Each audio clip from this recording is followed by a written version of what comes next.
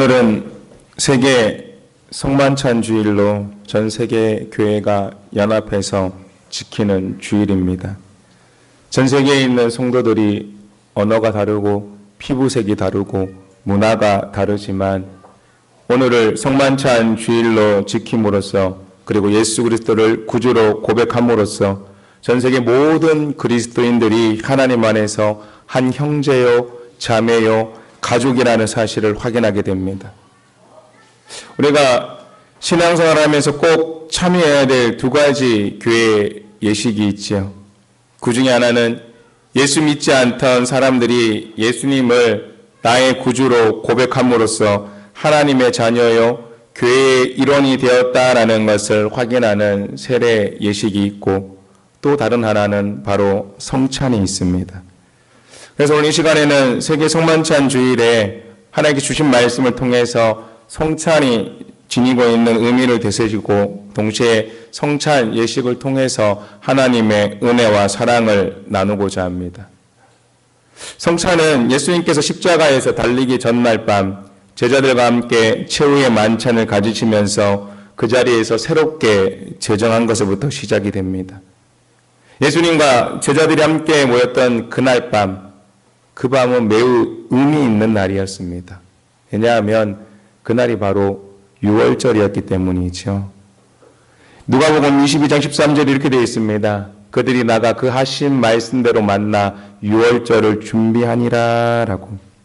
그러면 우리가 성찬에 대해서 알기 위해서는 먼저 유월절에 대해서 알아볼 필요가 있습니다. 구약을 보면 하나님께서는 이스라엘 백성들에게 꼭 지키라고 하셨던 세 가지 절기가 있습니다. 혹시 어떤 절기인 줄 아십니까? 이 세 가지 절기는 꼭 지키라고 했습니다. 그것이 뭘까요? 네. 성경을 보면 꼭 지켜야 될 절기가 무교절과 칠칠절과 초막절이다라고 이렇게 되어 있죠. 신명기 16장 16절 17절에 이렇게 되어 있습니다. 너희 가운데 모든 남자는 1년에 3번 곧 무교절과 칠칠절과 초막절에 내 하나님 여호와께서 택하신 곳에서 여호와를 배웁되 빈손으로 여호와를 배웁지 말고 각 사람이 내 하나님 여호와께서 주신 복을 따라 그 힘대로 드릴지니라. 아멘. 이 세 가지 절기, 무교절과 칠칠절과 초막절은 반드시 지켜야 될 절기입니다. 그리고 이 절기를 지킬 때에는 하나님께서 주신 복을 따라 그 힘대로 드리라라고 그렇게 명령을 하셨습니다. 이 세 가지 절기 가운데 유월절은 바로 무교절과 관련이 있죠. 이 무교절의 시작이 바로 유월절입니다. 유월절을 시작으로 무교절이 시작이 됩니다. 유월절과 무교절 둘 다 어떤 사건과 연관이 되어 있습니까? 바로 출애굽 사건과 연관이 되어 있습니다. 하나님께서 이스라엘 백성들을 애굽에서 구원하기 위해서 애굽에 내린 마지막 재앙이 무엇이었습니까? 애굽에 있는 모든 짐승으로부터 해서 사람까지 처음 난 것을 죽이시는 재앙이었습니다. 그때 이스라엘 백성들에게는 양을 잡아 문설주와 좌우 임방에 피를 묻히게 하심으로 그 집에는 죽음의 신이 지나가게 하시지요. 유월이라는 말, 영어로 패스오버입니다. 해석하면 넘어갔다라는 그런 뜻이지요. 그 이후에 하나님께서는 이스라엘 백성들에게 반드시 유월절을 지키라라고 명령을 하십니다. 그렇지 않으면 하나님의 백성 중에서 끊어지게 될 것이다 라고. 출애굽기 12장 13절 14절에 이렇게 되어 있습니다. 내가 애굽 땅을 칠 때에 그 피가 너희가 사는 집에 있어서 너희를 위하여 표적이 될지라. 내가 피를 볼 때에 너희를 넘어가리니. 이것이 유월이지요. 재앙이 너희에게 내려 멸하지 아니하리라. 너희는 이 날을 기념하여 여호와의 절기를 삼아 영원한 규례로 대대로 지킬지니라 라고. 이처럼 유월절은 출애굽이 시작되는 날로 생과 사의 갈림길입니다. 애굽에는 죽음이 있었고 이스라엘 백성들에게는 생명이 있었습니다. 이와 같이 생과 사의 갈림길에서 베풀어 주신 하나님의 전적인 은혜를 기억하는 자리가 바로 유월절이다라는 것을. 그런데 오늘 예수님께서는 바로 그 유월절 그 자리에서 새로운 언약인 성찬을 제정하지요. 그리고는 이렇게 말씀하십니다. 이것은 새 언약이다라고. 오늘 본문 25절 말씀이 이렇게 되어 있지요. 식후에 또한 그와 같이 잔을 가지시고 이르시되 이 잔은 내 피로 세운 새 언약이니 이것을 행하여 마실 때마다 나를 기념하라 라고. 무슨 말씀입니까? 오늘 본문에 나타난 주님께서 새롭게 제정한 성찬을 제정하고 나서 말씀하신 새 언약이라는 개념을 이해하기 위해서 먼저 구약의 언약의 개념을 알아야 됩니다.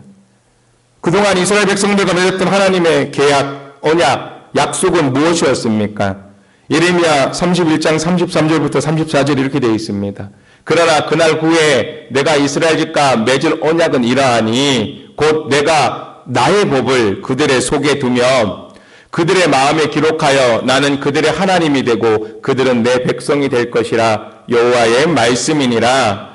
그들이 다시는 각기 이웃과 형제를 가리켜 이르기를 너는 여호와를 알라 하지 아니하리니 이는 작은 자로부터 큰 자까지 다 나를 알기 때문이라. 내가 그들의 악행을 사하고 다시는 그 죄를 기억하지 아니하리라 여호와의 말씀이니라 라고. 아담 이후에 어떻습니까? 모든 인류는 하나님과의 관계가 끊어지게 됩니다. 그러나 하나님께서는 그 중에서 이스라엘 백성을 택하시고 당신의 자녀로 삼으시고 그들과 대화도 하시고 그들에게 복도 주시고 때로는 채찍질도 하시면서 교제의 관계를 맺겠다라고 약속을 하십니다. 이것이 바로 언약 또는 언약 관계입니다. 이렇게 해서 이스라엘 백성은 하나님의 전적인 은총으로 하나님의 은혜로 언약 백성이 되어서 하나님과 교제하면서 살아가지요. 그리고 하나님과 이스라엘 백성들 사이의 언약 관계는 그들의 생활 속에서 계명과 제사로 표현이 되었습니다.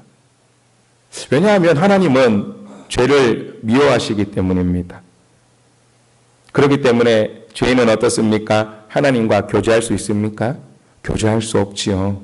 따라서 하나님과 인간이 교제하기 위해서는 어떻게 해야 됩니까? 자신의 죄를 억제하거나 자신의 죄를 속하기 위해서 계명을 지키고 제사를 드려야만 했습니다. 이처럼 구약의 계명과 제사는 하나님과의 언약이라는 약속 위에서 보면 하나님과 교제하는 통로였고 하나님과 교통하는 통로였습니다.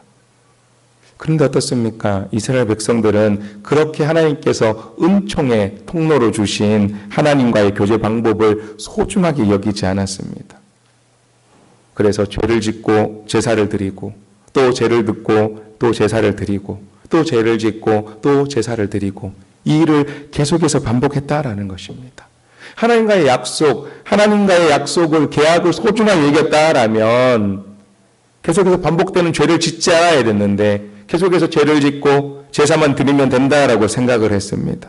그러니 그런 이스라엘 백성들을 보고 하나님의 마음이 얼마나 아프셨겠습니까?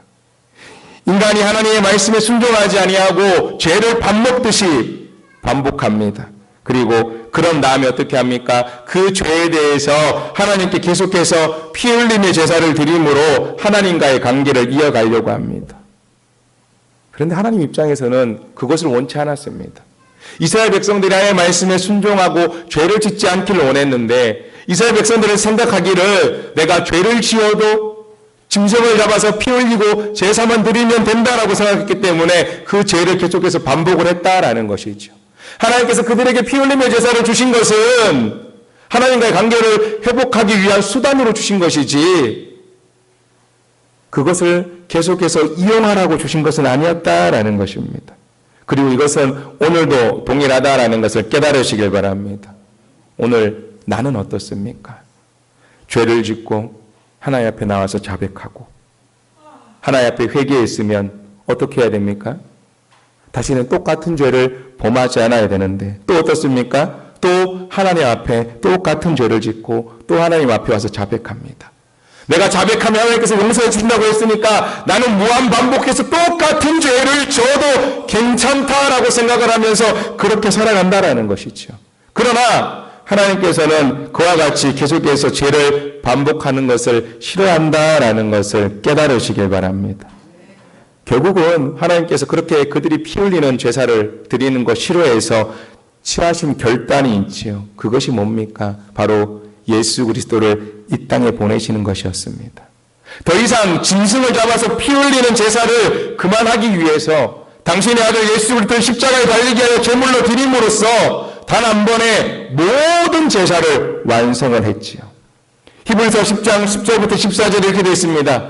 이 뜻을 따라 예수 그리스도의 몸을 단번에 들이심으로 말미암아 우리가 거룩함을 얻었노라.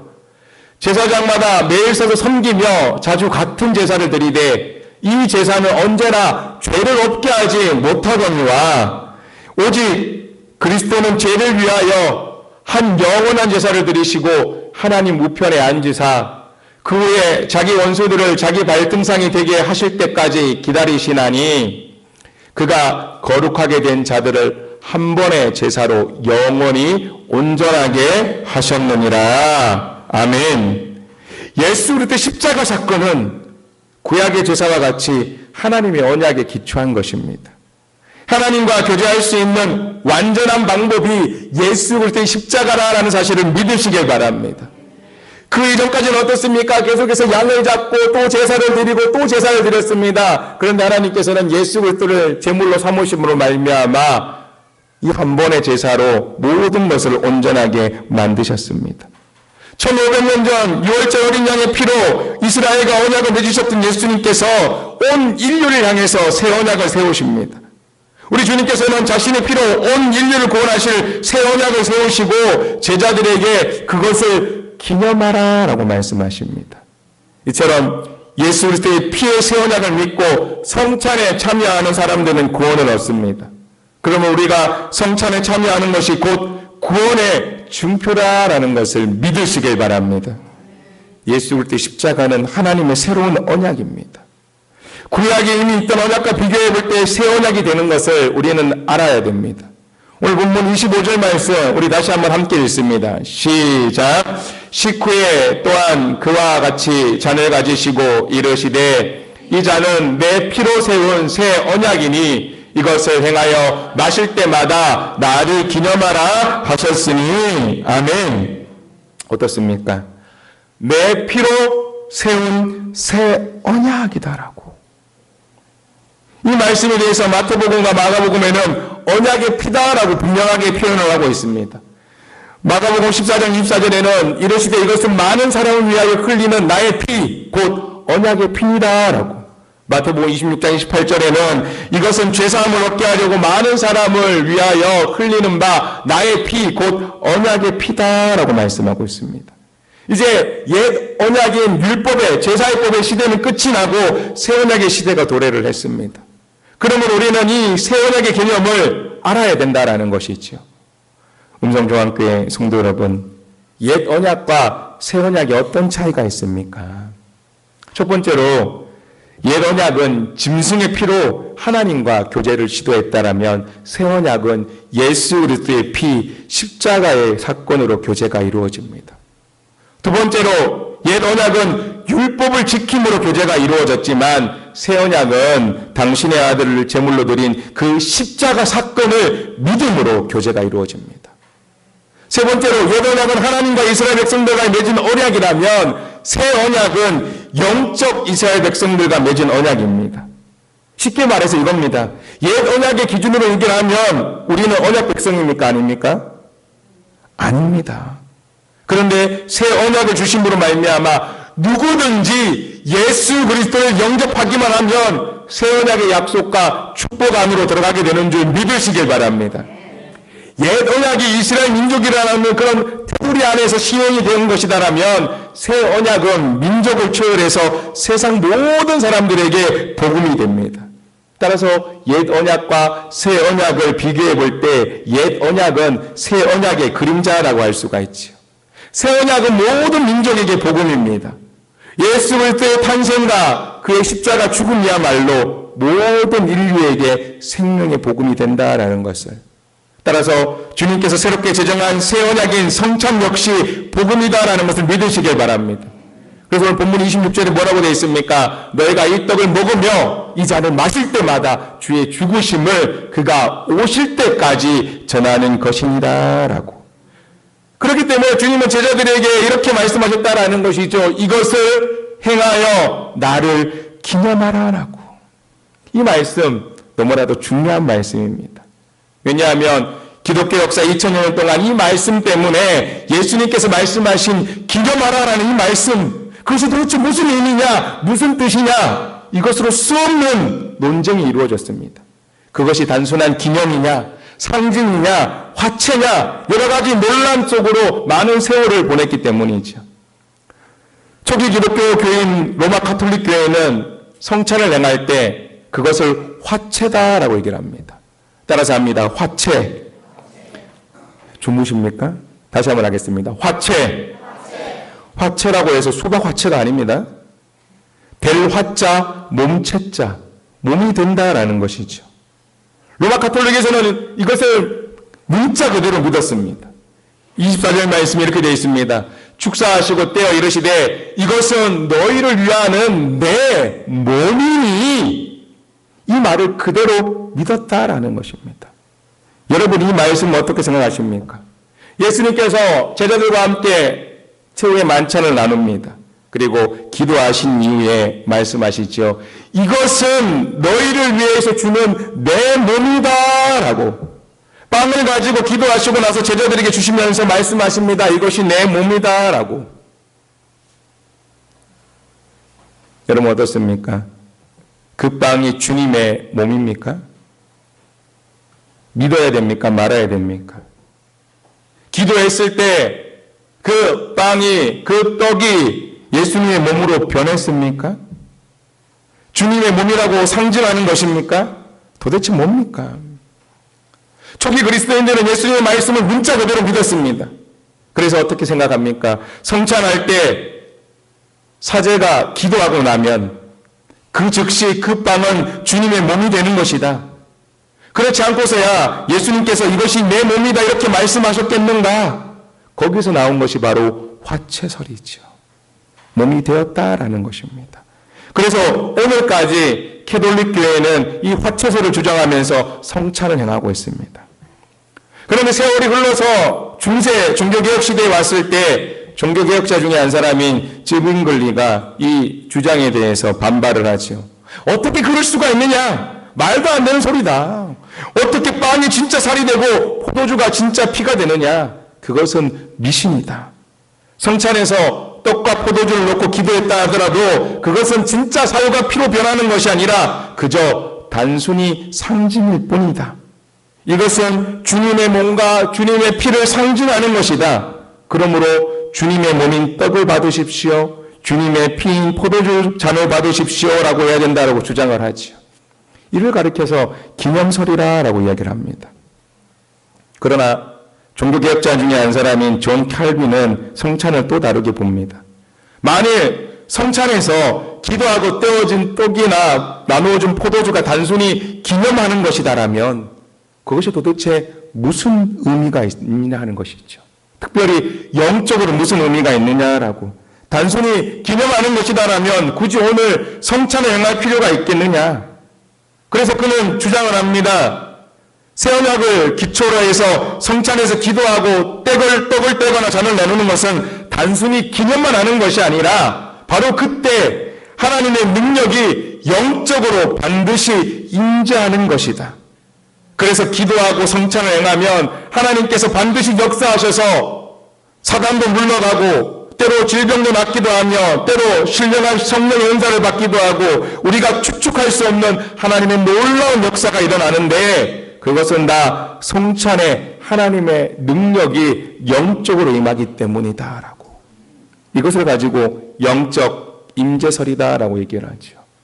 장로교회는 이 칼빈의 견해를 따르고 있고 저도 개인적으로 화채설이나 기념설보다는 영적 임재설이 옳다라고 믿고 있습니다. 우리가 성찬을 행합니다. 주님이 이것을 행하여서 나를 기념하라고 했기 때문에 성찬을 행합니다. 어떤 의미에서 보면 그냥 단순히 기념식 치르듯이 기도하고 떡을 떼고 포도주를 나눕니다. 비록 그렇게 성찬을 거행하지만 그 안에 아무것도 일어나지 않고 아무 역사도 일어나지 않는 그런 밋밋한 성찬이 아니다라는 것을 깨달으시길 바랍니다. 기도하고 떡을 떼고 기도하고 포도주를 나눌 때 하나님께서 이 자리에 임재하시고 역사하셔서 우리를 변화시켜 주시는 줄로 믿습니다. 성찬을 행할 때 회개의 역사, 변화의 역사가 일어나고 지치고 병들고 상처받은 심령을 어루만져 주시는 역사도 일어납니다. 간절한 기도의 제목이 응답받는 축복의 역사도 일어나는 그런 놀라운 성찬, 축복의 성찬, 신비의 성찬이 되는 줄 믿으시길 바랍니다. 자, 그런데 우리가 또 하나 생각해 봐야 될 것이 있습니다. 우리가 성찬을 행할 때 그것이 옛 언약이든 새 언약이든지 중심으로 등장하는 것이 뭡니까? 언약이죠, 언약. 그럼 언약이 뭐냐? 우리는 이 언약의 실체에 대해서 바로 알고 성찬에 임해야 됩니다. 왜냐하면 많은 사람들이 옛 언약이든 새 언약이든 그것이 하나님께서 주신 언약이기 때문에 찰떡같이 믿고 있습니다. 그래서 구약시대는 어떻습니까? 계명을 열심히 지키며 살았고 제사도 열심히 드렸습니다. 그리고 신약이 와서는 어떻습니까? 열심히 성찬을 거행했던 것이지요. 그렇다면 이 언약이 도대체 뭐냐? 여러분 어떻게 생각하십니까? 하나님께서 우리에게 무엇을 언약하시고 무엇을 약속을 하셨습니까? 옛 언약이나 새 언약이나 그 내용을 간단하게 요약하면 바로 이것입니다. 임마누엘입니다. 따라서 합니다. 임마누엘. 출애굽기 3장 12절에 이렇게 되어 있습니다. 하나님이 이르시되 내가 반드시 너와 함께 있으리라 라고. 마태복음 28장 2절에 뭐라고 되어 있습니까? 내가 세상 끝날까지 너희와 항상 함께 있으리라 라고. 무슨 말씀입니까? 계명을 잘 지키고 제사를 잘 드리면 항상 내가 너희와 함께 있겠다라고 약속을 하셨고 성찬을 행하고 살면 내가 세상 끝날까지 너희와 함께 있겠다라고 약속을 하십니다. 이 같은 임마누엘의 축복보다 더 큰 축복이 어디에 있겠습니까? 바로 우리가 이런 이유 때문에 떡을 먹고 잔을 마시는 사람들은 하나님의 새 언약 백성이 되어서 하나님의 은총 안에 살게 되는 것입니다. 그리고 어떻습니까? 그렇게 새 언약의 백성이 된 사람들을 하나님께서 세상 끝날까지 보호해 주신다라는 것, 그것이 바로 우리들에게 주신 약속이다라는 것을 믿으시길 바랍니다. 옛 언약이 새 언약이 되기 위해서 예수님께서는 자신이 어떤 일을 당해야 될지 너무나 잘 알고 계셨습니다. 유대인들뿐만 아니라 이제 이방인들도 복음의 은총 안에 들어가기 위해서 하나님의 새로운 축복이 이 땅에, 온 땅에, 세상에 가득하게 채워지려면 예수님이 어떻게 해야 됩니까? 십자가의 길을 걸어가야 되고 골고다 언덕을 올라가야 되고 거기서 살이 찢기고 피를 흘려야 된다라는 것을 알고 계셨습니다. 그래서 예수님께서는 십자가를 지기 전에 간절히 기도하셨지요. 마태복음 26장 38절 39절에 이렇게 되어 있습니다. 이에 말씀하시되 내 마음이 매우 고민하여 죽게 되었으니 너희는 여기 머물러 나와 함께 깨어있으라 하시고 조금 나아가서 얼굴을 땅에 대시고 엎드려 기도하며 이르시되 내 아버지여 만일 할만하시거든 이 잔을 내게서 지나가게 하옵소서. 그러나 나의 원대로 마시옵고 아버지의 원대로 하옵소서라고. 너무너무 힘들었습니다. 알았습니다. 자기가 십자가에 져야 될 것을 알았고 살이 찢기고 피를 흘려야 되는 것을 알았습니다. 그러나 예수님께서는 아버지의 뜻대로 그 길을 걸어가셨고 그래서 새 언약을 완성하신 줄 믿으시길 바랍니다. 예수님께서 잡히시고 고난당하시고 십자가에서 몸이 상하고 찢기고 물과 피를 다 쏟은 다음에 돌아가시지요. 바로 우리를 죄에서 구원하시기 위해서였습니다. 우리를 하여금 죄에서 자유를 얻어 참 그리스도인으로 살게끔 그렇게 십자가에서 죽으셨고 주를 기쁘시게 하는 그리스도인으로 살기 위해서 십자가를 지셨습니다. 이 새 언약의 축복을 우리에게 주기 위해서 예수님의 몸이 갈기갈기 찢겼고 피를 흘렸고 완전히 죽어야만 했습니다. 이에 대해서 선지자 이사야는 이렇게 얘기를 하죠. 이사야 53장 4절에서 6절에 이렇게 되어 있습니다. 그는 실로 우리의 질고를 지고 우리의 슬픔을 당하였거늘 은혜는 생각하기를 그는 징벌을 받아 하나님께 맞으며 고난을 당한다 하였노라. 그가 찔린 우리의 허물 때문이요 그가 상함은 우리의 죄악 때문이라. 그가 징계를 받음으로 우리는 평화를 누리고 그가 채찍에 맞음으로 우리는 나음을 받았도다. 우리는 다 양 같아서 그릇 행하여 각기 제 길로 갔거늘 여호와께서는 우리 모두의 죄악을 그에게 담당시키셨도다. 아멘. 왜 오늘까지 우리가 성찬을 행하며 되는지, 그리고 그에 대한 이유가 오늘 본문에도 잘 기록이 되어 있지요. 오늘 본문 26절 말씀 우리 함께 읽어봅니다. 함께 읽습니다. 시작.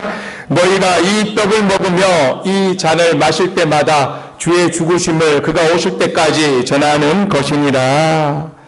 성찬을 행하며 주의 죽으심을 주님 오실 때까지 전하라.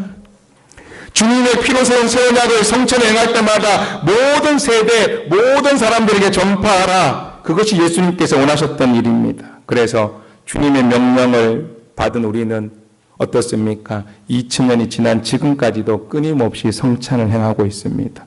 그리고 우리는 이 성찬을 통해서 또한 나를 향한 하나님의 놀라운 사랑을 발견하게 되죠. 로마서 5장 8절에 이렇게 되어 있습니다. 우리가 아직 죄인 되었을 때 그리스도께서 우리를 위하여 죽으심으로 하나님께서 우리에 대한 자기의 사랑을 확증하셨다라고. 우리가 주님을 욕하고 비난하고 무시하고 교만하고 행동했던 그때에 이미 하나님께서는 우리를 사랑하셨고 그리스도께서 내 죄를 위해서 죽으셨습니다. 하나님의 사랑을 더 받고 더 많은 복을 받으려고 이런저런 그런 종교활동을 할 필요가 없습니다. 그런 목적으로 신앙생활하고 봉사한다고 해서 하나님께서 더 많은 사랑과 축복을 주시진 않습니다. 이미 하나님의 사랑은 우리의 의지와 노력과는 상관없이 우리에게 남김없이 부어졌다라는 것을 믿으십시오. 주님의 사랑은 모자라고 덜 채워준 부분이 눈꼽만침도 없이 완벽하게 우리들에게 부어졌다라고 주님은 말씀하십니다.